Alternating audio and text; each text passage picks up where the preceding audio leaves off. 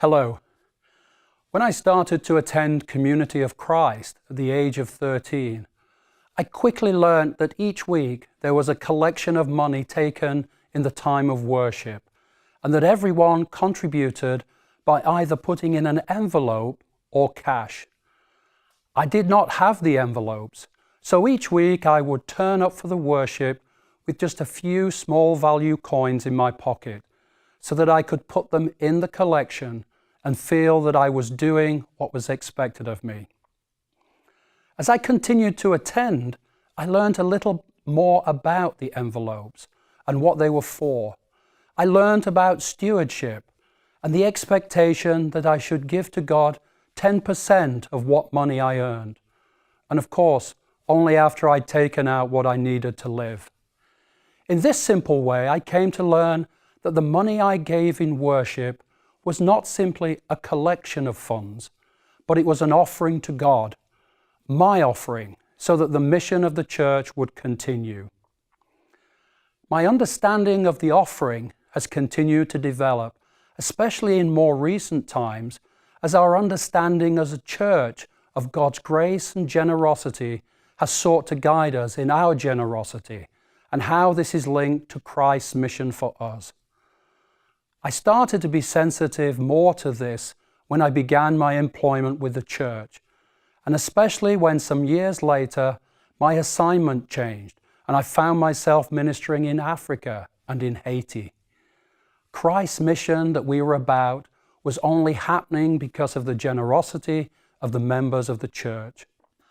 In 2009, one of my first trips in my new ministry was to the nation of Nigeria, to a mission center conference with over 1,200 people in attendance. I had gone rather naively with the intent to teach, but came away having learned a very important truth. That truth was that in order to give generously, I needed to do so joyfully.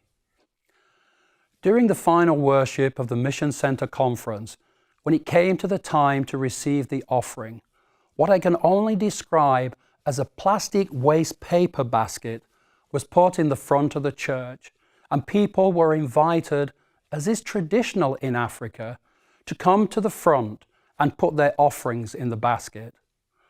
The band started to play, the music was loud, and the congregation was transformed as they danced joyfully to give their offerings to God.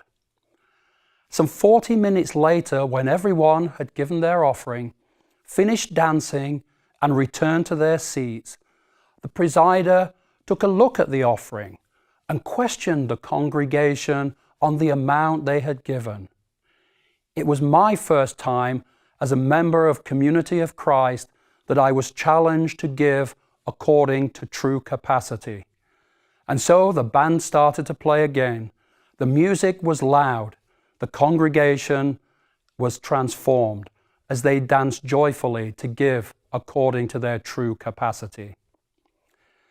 This experience caused me to reflect on my traditional way of giving, of sitting comfortably in my place with my mind wandering as quiet music is played, and I simply, without thinking, respond to God's generosity by dropping my envelope in the offering plate as it passes along my row. I also reflected on the challenge to give according to my true capacity. What did I learn from this powerful experience? I learned that giving your offering cannot be a passive action. You cannot simply give without thought. You cannot simply give because that is what is expected of you. Today, are you giving to your true capacity with an equal split between your congregation and World Church? Are you reflecting on Christ's mission is our mission? As you make your offering, then in a response to God's generosity, give both generously and with a joyful spirit.